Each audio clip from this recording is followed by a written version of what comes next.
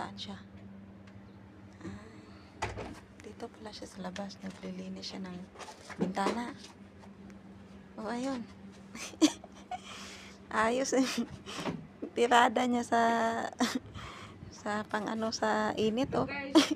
Pangutra init lang po guys. Bedsheet. Ito eh, ginagawa namin pag Saturday. Linis kami ng bintana. Bintana sa labas oh. Kailangan malinis yan. Ayan yung schedule namin. Yan yung mga ano namin dito. Trabaho sa dito sa lugar ng mga Arabo guys. Dito kami pinakatuktok. Oh, yan. Yan yung pinakatuktok dito.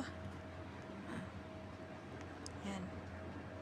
Pinakatuktok yan. Eh, nasa third floor tong ano na to. Ang schedule namin. Every Saturday. Yan. Ito guys. Nakikita nyo. Ito yung buhay namin.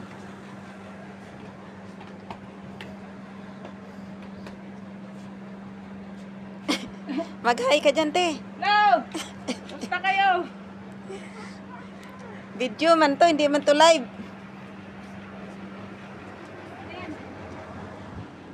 Ay, ito pa. Hanggang doon yan sa kabila. Oh. Ikutin mo yan yung buong ano, third floor. Yan. Lahat ng bintana yan, lahat ng ano, kailangan lilinisan. Yan. Yan, lilinisan yan. Yan guys, lilinisan yan guys. Yun. Yun doon. Ito yung ano, yung mga kapitbahay namin dito. Ito. Ay, pinakamataas tuktok. Yan. Yan guys. Kikita nyo. Yung si ate.